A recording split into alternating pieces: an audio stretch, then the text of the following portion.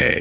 شعبہ کی روایت میں ہے، سلیمان اعمش سے روایت ہے، انہوں نے کہا میں نے ذکوان سے سنا، انہوں نے ابو صالح ذکوان سے اپنی سماع کی وضاحت کی ہے۔ صحیح مسلم حدیث نمبر 301۔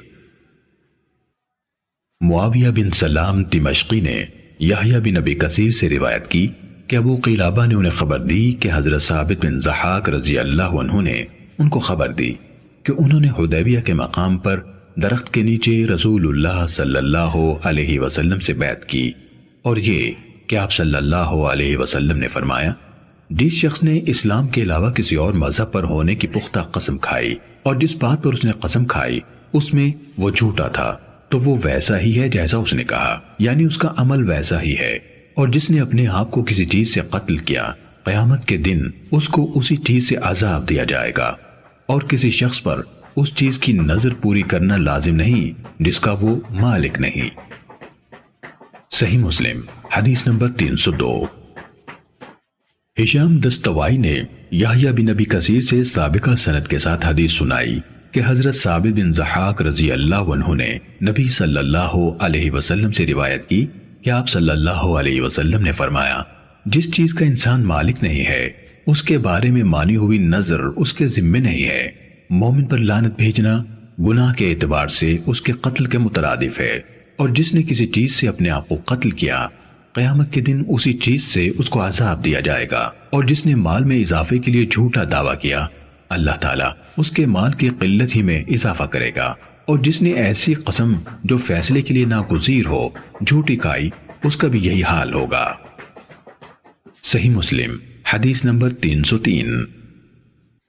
شعبہ نے ایوب سے، انہوں نے ابو قلابہ سے، اور انہوں نے حضرت ثابت بن ضحاک رضی اللہ عنہ سے روایت کی، نیز سفیان ثوری نے بھی خالد حذا سے، انہوں نے ابو قلابہ سے، اور انہوں نے حضرت ثابت بن ضحاک رضی اللہ عنہ سے روایت کی، انہوں نے کہا کہ نبی صلی اللہ علیہ وسلم نے فرمایا جس نے جان بوجھ کر اسلام کے سوا کسی اور ملت میں ہونے کی جھوٹی قسم کھائی تو وہ اپنے قول کے مطابق اسی مذہب سے ہوگا، اور جس نے اپنے آپ کو کسی چیز سے قتل کیا اللہ اس کو جہنم کی آگ میں اسی چیز سے عذاب دے گا۔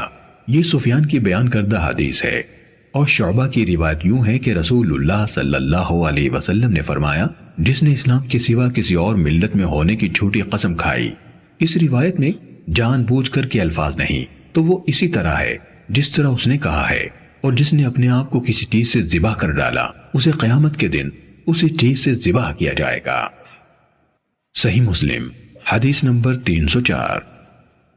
حضرت ابو ہریرہ رضی اللہ عنہ سے روایت ہے، انہوں نے کہا ہم رسول اللہ صلی اللہ علیہ وسلم کی معیت میں جنگ حنین میں شریک ہوئے تو آپ صلی اللہ علیہ وسلم نے ایک آدمی کے بارے میں جسے مسلمان کہا جاتا تھا فرمایا یہ جہنمیوں میں سے ہے۔ جب ہم لڑائی میں گئے تو اس آدمی نے بڑی زوردار جنگ لڑی جس کی وجہ سے اسے زخم لگ گئے۔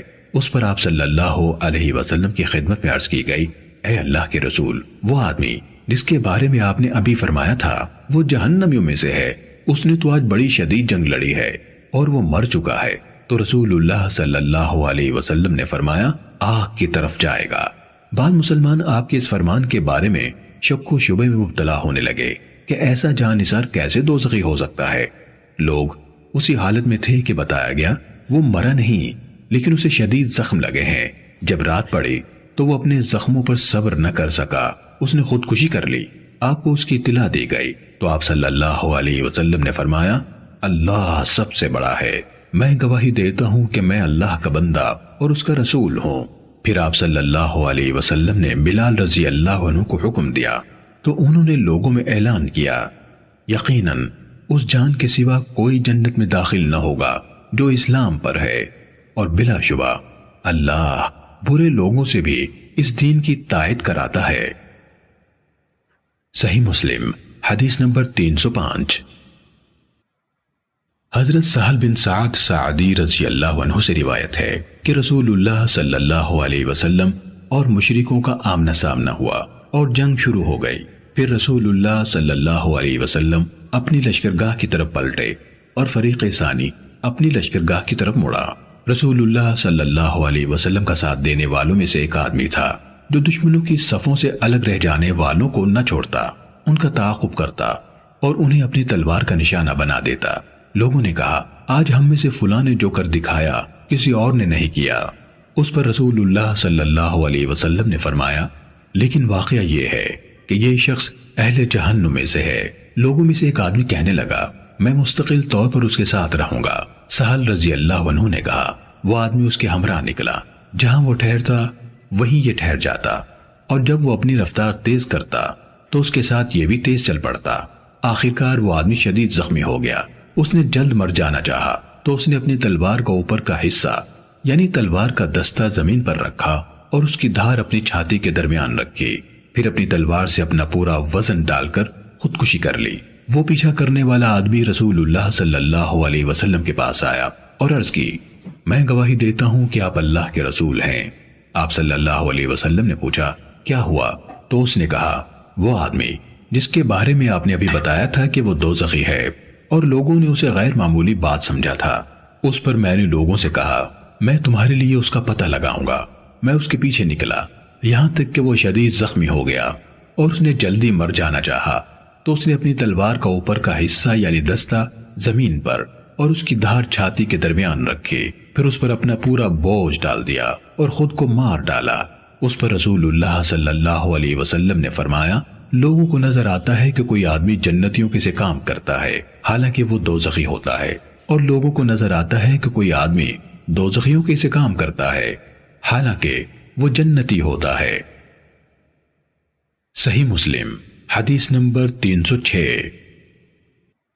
شیبان نے بیان کیا کہ میں نے حسن بصری کو کہتے ہوئے سنا، تم سے پہلے لوگوں میں سے ایک آدمی تھا، اسے پھوڑا نکلا، جب اس نے اسے اذیت دی تو اس نے اپنے ترکش سے ایک تیر نکالا اور اس پھوڑے کو چیر دیا، خون بند نہ ہوا حتیٰ کہ وہ مر گیا۔ اللہ تعالیٰ نے فرمایا، میں نے اس پر جنت حرام کر دی ہے کیونکہ اس نے خودکشی کے لیے ایسا کیا تھا۔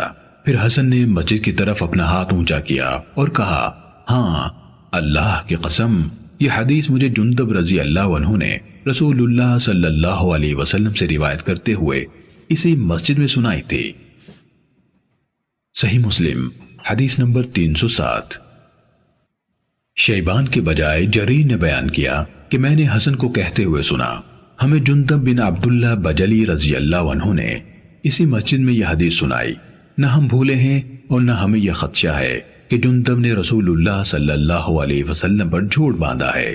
جندب رضی اللہ عنہ نے کہا، رسول اللہ صلی اللہ علیہ وسلم نے فرمایا، تم سے پہلے لوگوں میں سے ایک آدمی کو پھوڑا نکلا، پھر اسی سابقہ حدیث جیسی حدیث بیان کی۔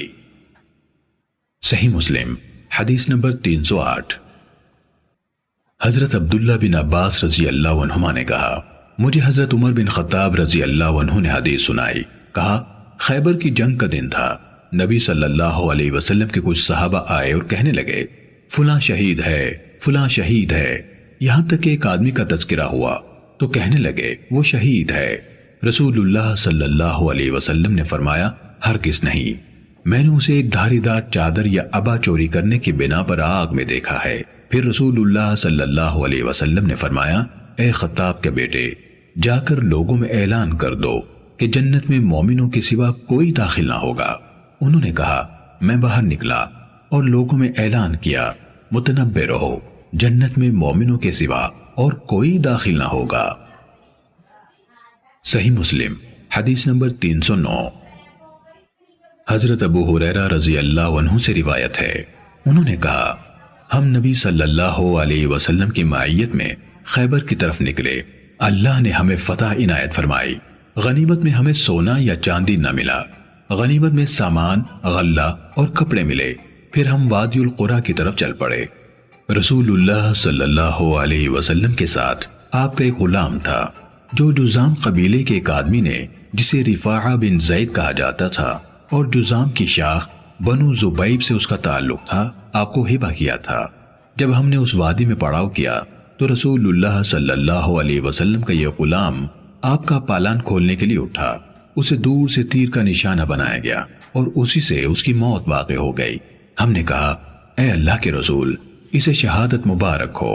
آپ صلی اللہ علیہ وسلم نے فرمایا، ہرگز نہیں، اس ذات کی قسم جس کے ہاتھ میں محمد کی جان ہے، اوڑھنے کی وہ چادر اس پر آگ کے شعلے برسا رہی ہے جو اس نے خیبر کے دن اس کے تقسیم ہونے سے پہلے اٹھائی تھی۔ یہ سن کر لوگ خوف زدہ ہو گئے۔ ایک آدمی 1 یا 2 تسمے لے آیا اور کہنے لگا، اے اللہ کے رسول، خیبر کے دن میں نے لیے تھے۔ یہ سن کر لوگ خوف زدہ ہو گئے۔ ایک آدمی 1 یا 2 تسمے لے آیا اور کہنے لگا، اے اللہ کے رسول، خیبر کے دن میں نے لیے تھے۔ تو رسول اللہ صلی اللہ علیہ وسلم نے فرمایا، آگ کا 1 تسمہ ہے یا آگ کے 2 تسمے ہیں۔ صحیح مسلم حدیث نمبر 300